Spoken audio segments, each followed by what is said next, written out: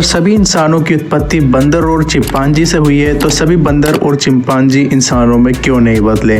और क्या आने वाले सालों में इंसान भी किसी जीव के पूर्वज रहेंगे? इवोल्यूशन एक थ्योरी है या फैक्ट है, आज की इस वीडियो में जानते हैं। प्रणाम साथियों, आज से लगभग 4 बिलियन साल पहले लाइफ की शुरुआत होती है। बिलियंस ऑफ ईयर की एवोल्यूशन के बाद अर्थ पर अनगिनत प्रकार के प्लांट और एनिमल्स की स्पीसीज बनती हैं। इन्हीं स्पीसीज में से एक स्पीसीज होती है इंसानों की, जिसे कहते हैं होमो सेपियन। लेकिन दोस्तों सवाल ये उठता है कि अगर इंसानों की उत्पत्ति बंदर और चिंपांजी से हुई है, तो ये सारे बंदर और चिंपांजी भी इंसानों में क्यों नहीं बने? हमें आज भी बंदर और चिंपांजी अर्थ पर देखने को क्यों मिल रहे? आखिर कितनी सच्चाई है एवोल्यूशन की इस थ्योरी में? ये सिर्फ एक फैक्ट है या सिर्फ मात्र एक थ्योरी है? एक पेड़ को इमेजिन कीजिए जिसकी शुरुआत यहाँ पर स्टेम से होती है। वही स्टेम आगे चल करके यहाँ पर ब्रांच में डिवाइड हो जाती है, और वही ब्रांच आगे चल करके छोटी छोटी बड़ी बड़ी टहनियों में डिवाइड हो जाती है।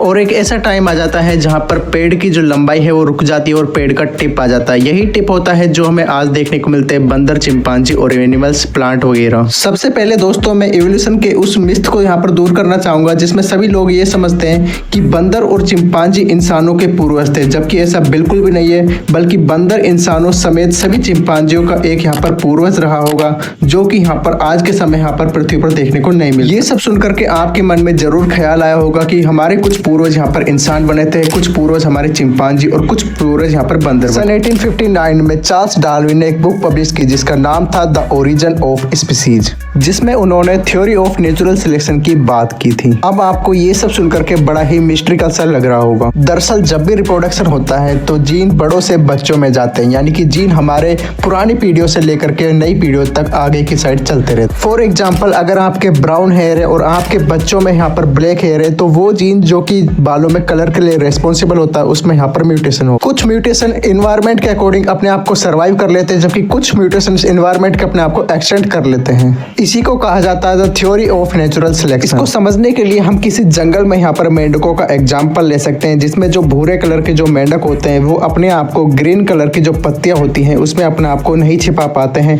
वहीं पर जो ग्रीन कलर के जो मेंढक होते हैं वो ग्रीन कलर की जो पत्तियां होती हैं जो कि यहाँ पर पेड़ों में पाई जाती हैं, उनमें अपने आप को यहाँ पर छिपा लेते हैं। जब सांप इन दोनों में से शिकार करता है तो भूरे कलर के जो मेंढक होते हैं उनको सांप यहाँ पर बड़े ही आसानी से खा जाता है, जबकि ग्रीन कलर के जो सांप होते हैं वो अपने आप को यहाँ पर छिपा लेते हैं। इस तरह से जो ग्रीन कलर के जो मेंढक होते हैं वो अपने आप को यहाँ पर सर्वाइव कर जाते हैं और अपनी जो आने वाली नई पीढ़ियां होती है उनको यहाँ पर जन्म देते हैं। इस नेचुरल सिलेक्शन की थ्योरी में एक टर्म आती है द सर्वाइवल ऑफ फिटनेस। कई मोटिवेशनल स्पीकर इसका यहाँ पर बड़ा ही मिसयूज करते हैं। उनके अकॉर्डिंग केवल फिजिकली फिट लोग ही सर्वाइव कर पाएंगे। वे लोग जिनके यहाँ पर बड़े बड़े बाइसेप्स हैं, बड़े बड़े ट्राइसेप्स है और जिनके यहाँ पर 6 पैक है, केवल वही लोग यहाँ पर लंबी दूरी तक अपने आप को यहाँ पर सर्वाइव कर पाएंगे और जी पाएंगे। लेकिन ऐसा बिल्कुल भी नहीं है, ये सिर्फ और सिर्फ एक मिथ है, क्योंकि नेचुरल सिलेक्शन का मतलब है पर्यावरण के अकॉर्डिंग अपने आप को यहाँ पर मैक्सिममली फिट करना। इसको और अच्छे से समझने के लिए हम यहाँ पर थार के मरुस्थल में ऊंट का एग्जाम्पल ले सकते हैं, जिसमें ऊंट थार के मरुस्थल में पानी की कमी के अकॉर्डिंग अपने आप को यहाँ पर अडेप्ट कर लेता है। इसके कारण वो अपने आप को यहाँ पर थार के मरुस्थल में अच्छे से सर्वाइव कर पाता है और बिना पानी पिए ही वो यहाँ पर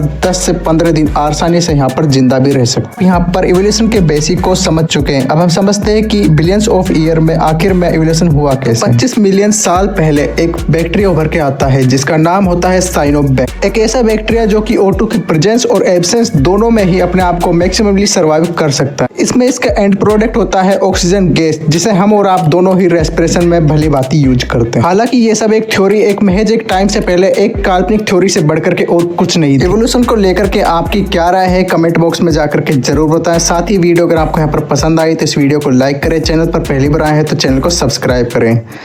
धन्यवाद।